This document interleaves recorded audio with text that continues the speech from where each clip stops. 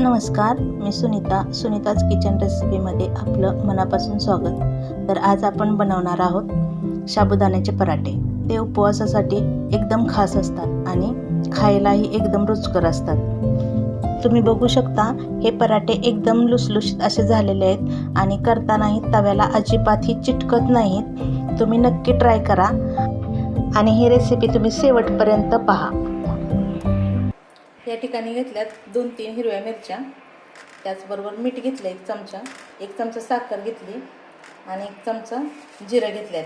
कारण ह्याला ठसका लागू नये म्हणून हे साहित्य आपण एकत्र करून मिक्सरला काढणार आहोत।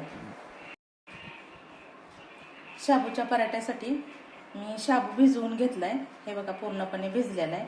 तुम्ही नाही भिजवून घेतला तर चालतंय, त्याचं पीठ जरी केलं तरी पण जमतं, पण मी हे भिजवून घेतलंय आणि हे मी मिक्सरमध्ये फिरवून एकदा घेणार आहे।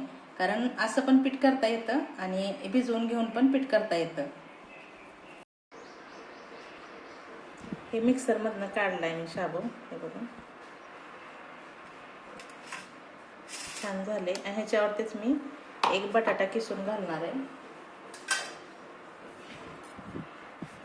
कारण आपल्याला लाटताना व्यवस्थित लाटा येतं, त्यासाठी 1च बटाटा ह्याच्यावर किसून घालणार आहे।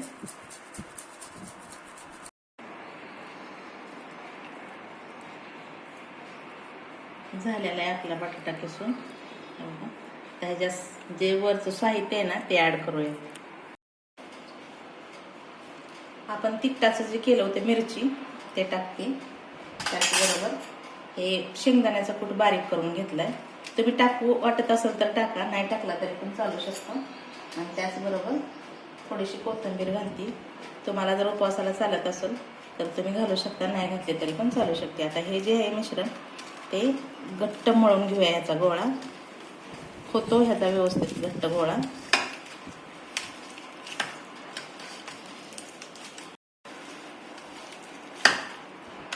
तुम्हाला जर ह्याच्यात अजून मीठ टाकायची आवश्यकता वाटली तर तुम्ही टाकू शकता ह्याच्यामध्ये मीठ अजून।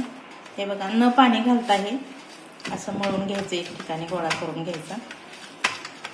ह्यानं सहज आपल्याला लाटता येते पुरी व्यवस्थितपणे। ह्याच्या पुऱ्यासारखंच लाटायचं आहे आपल्याला, खूप जाड नाही खूप पातळ नाही। हे बघा व्यवस्थित झालं एकदम। ह्याला थोडंसं तेल लावून घेऊया वरून।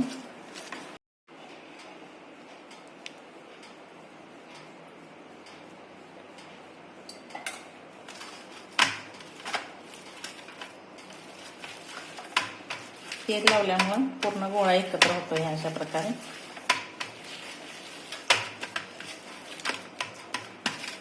हे बघा खूप छान झालंय पीठ आपलं हे। आता ह्याच्या छोटे छोटे गोळे करून आपण लाटायला घेऊया।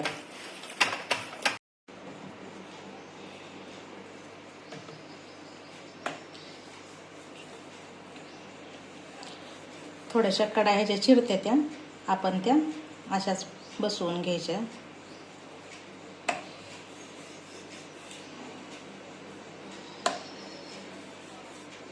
कारण बटाटा असल्यामुळं व्यवस्थित ते पूर्ण असं गोल होत नाही, फक्त पातळ लाटण्याचा प्रयत्न करायचा।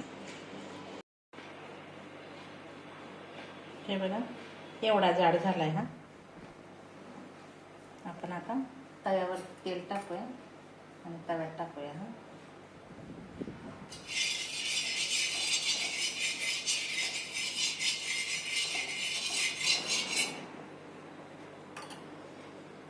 तेल थोडं गरम होतं,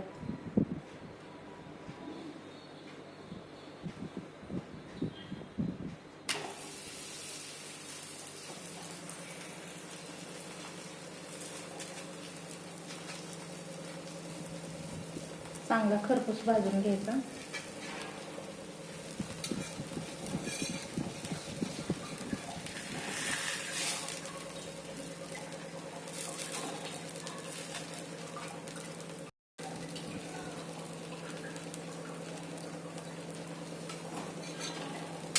एक बाजून दुसऱ्या बाजूने उलटण्याचा प्रयत्न करूया।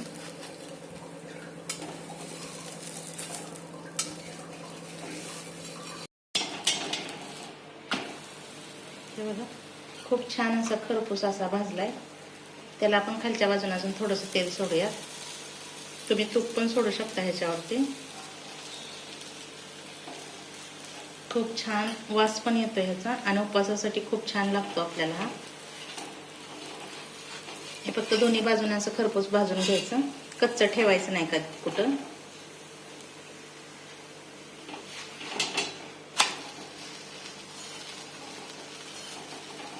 जास्त करपू पण नाही द्यायचं.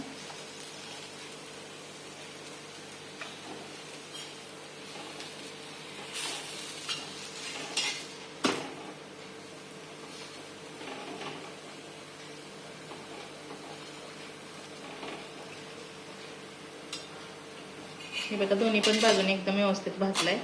आता हा आपण काढून घेऊया आणि मी तुम्हाला अजून एक करून दाखवते.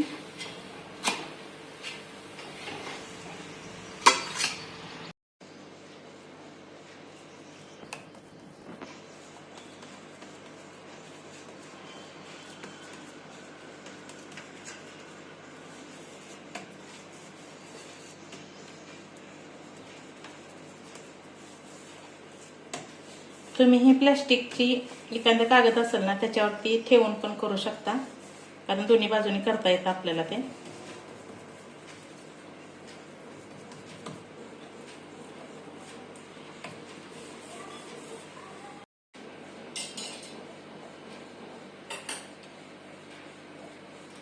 पण हे उचलून तव्यात घालूया.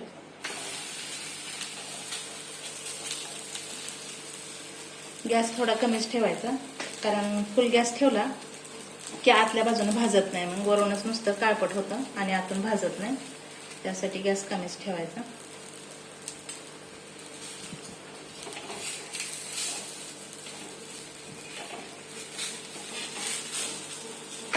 कढईने थोडं थोडं तेल सोडूया.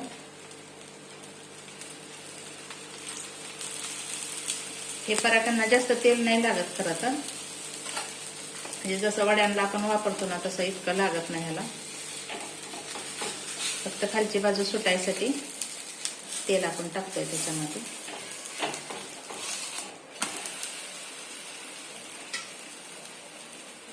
असं खरपूस दोन्ही बाजूने भाजून घ्यायचं.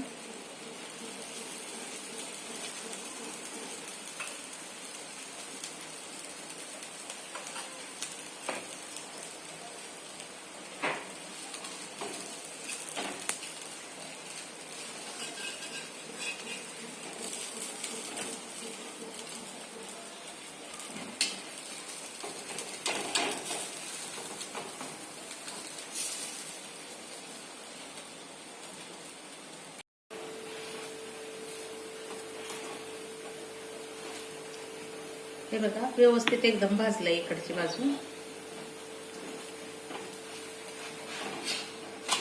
इकडची पण बाजू छान भाजली. आता आपण हा काढून घेऊया आणि बाकीचं जे आहे ते पण अशाच पद्धतीने करूया.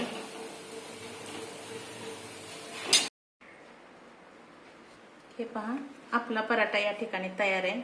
अगदी दोन्ही बाजून व्यवस्थित भाजलेला आहे. आता हा आपण सर्व करायला ठेवूयात.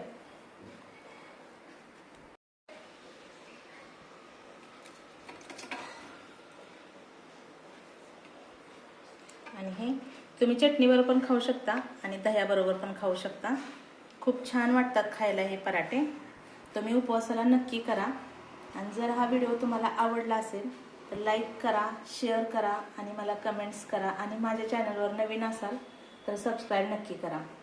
धन्यवाद.